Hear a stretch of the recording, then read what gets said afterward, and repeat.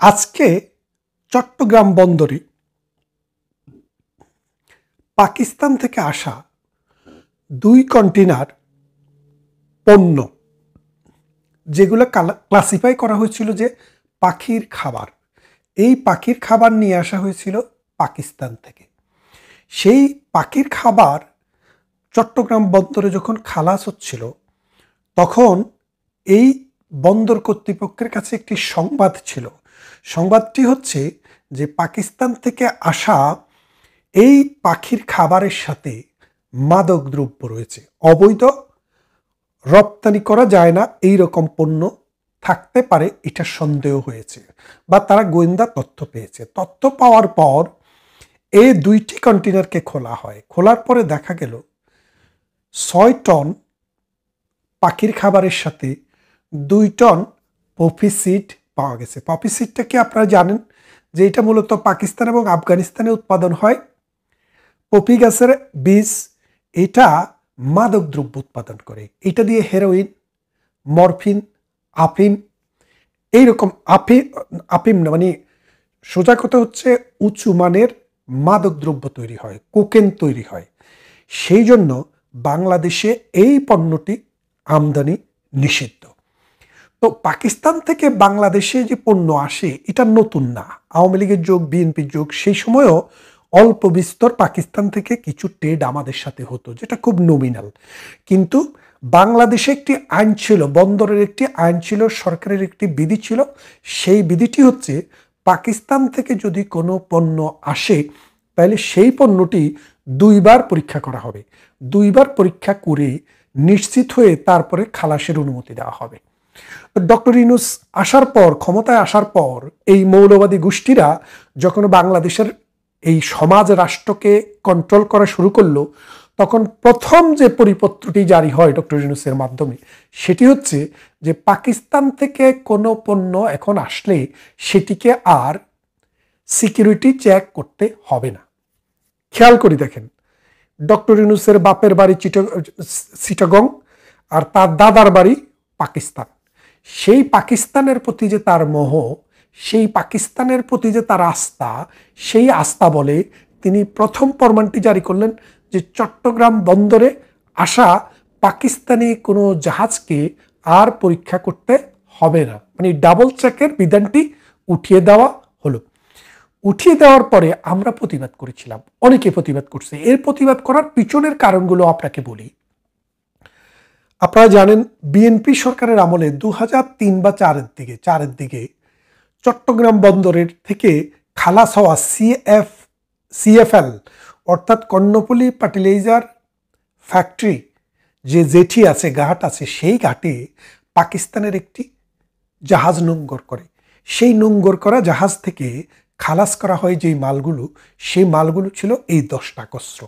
এই 10টা অস্ত্র ভারতের বিভিন্ন অঞ্চলে এবং বাংলাদেশের বিভিন্ন জঙ্গি গোষ্ঠীকে আর্মড করার জন্য এগুলা পাকিস্তান থেকে নিয়ে আসা হয়।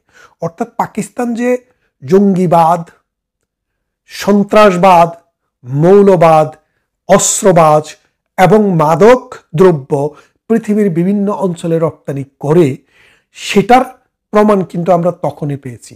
সেই জন্য বাংলাদেশ এই পাকিস্তানি জাহাজ করে 10টা অস্ত্র আসার পর পাকিস্তানি জাহাজকে তল্লাশির পরিমাণ আরও বাড়িয়ে দেয়, যার ফলে পাকিস্তান এই অপকর্মটি বাংলার জমিনকে ব্যবহার করে করতে পারেনি জননেত্রী শেখ হাসিনার সময়ে। তিনি যখন ক্ষমতায় ছিলেন তখন পাকিস্তান থেকে জাহাজ আসলেই সেটাকে ডাবল চেক দেওয়া হতো।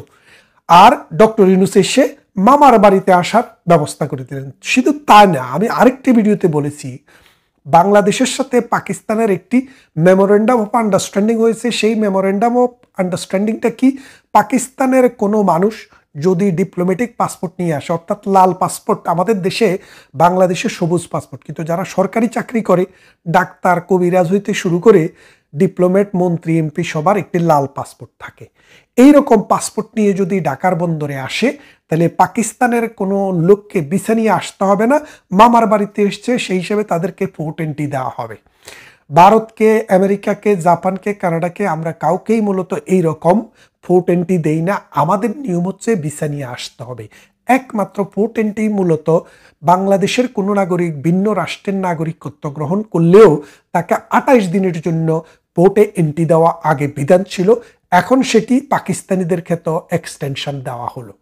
তার মানে কি দাঁড়াচ্ছে বুঝতে পারছেন, পাকিস্তান থেকে গোয়েন্দারা আসতেছে, সরকারি বিভিন্ন লোকেরা আসতেছে, বাংলাদেশকে রেখি করতেছে, সন্ত্রাস এবং বাংলাদেশের নৈরাজ্য এবং জঙ্গিবাদ কিভাবে বিস্তার করা যায় সেই জন্য কাজ করার জন্য পাকিস্তানকে ওই সুবিধাটিও দেওয়া হলো। এখন যে কথাটিতে ছিলাম যে বাংলাদেশে গতকাল বন্দরে যে চালানটি এসেছে, এই চালানটিতে 8 টন, 8 টনের মধ্যে 6 টন হচ্ছে পাখির খাবার আর 2 টন হচ্ছে এই পপি সিড, পপি গাছের বীজ, যেটা দিয়ে হেরোইন, কোকেন এগুলো উৎপাদন হয়। বাংলাদেশের আইনে এইটাকে ক্লাসিফাই করা আছে মাদক দ্রব্য হিসাবে। এটা আমদানি করা অথবা রপ্তানি করা অথবা গ্রহণ করা আইনত ক্রিমিনাল অফেন্স, নিষিদ্ধ।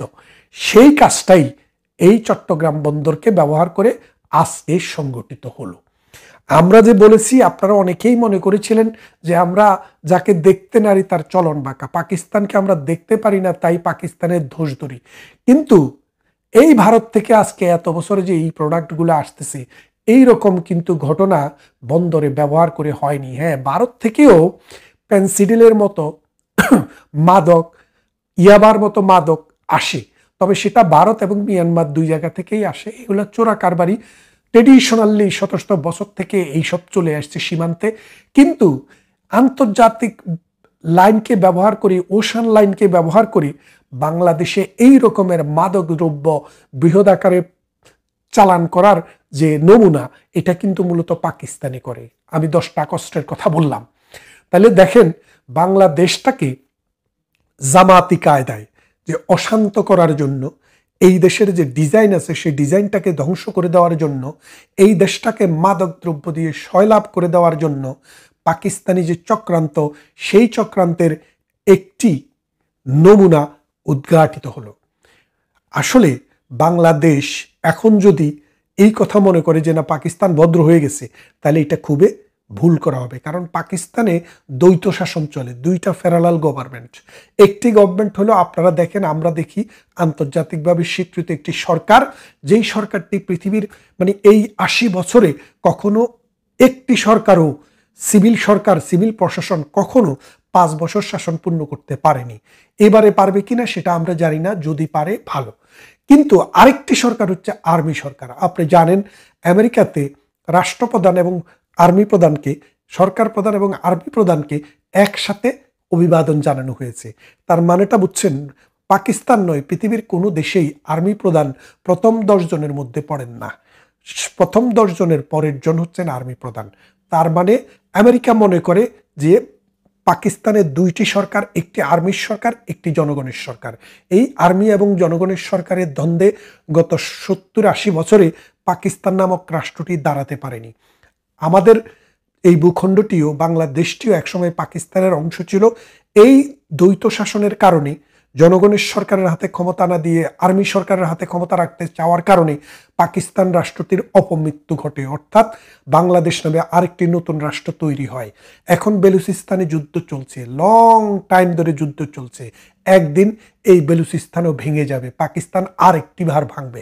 কারণ কি, পাকিস্তানের যে শাসক, এই শাসন তো মানুষের শাসন না, এটা হচ্ছে আজগুবি একটা শাসন, যে একদিকে সরকার দেশ চালায়, আরেকদিকে আর্মি দেশ চালায়।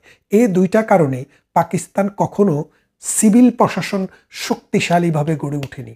আপনারা অনেকে বলে থাকেন পাকিস্তানের সুপ্রিম কোর্ট খুব স্বাধীন ও মক্তমক।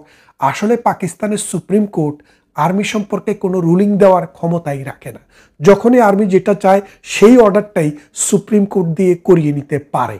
তাই পাকিস্তানের বিচার ব্যবস্থা সম্পর্কে আপনারা বড় বড় কথা বললেও আমি কখনো পাকিস্তানকে সিভিল প্রশাসন, অর্থাৎ সভ্য মানুষের রাষ্ট্র এবং সরকার পরিচালনা হিসেবে আমি দেখি না। সেখানে ফতোয়া যখন দেওয়া হয়, ফতোয়ার বিরুদ্ধে সুপ্রিম কোর্ট কিন্তু কিছু বলে না।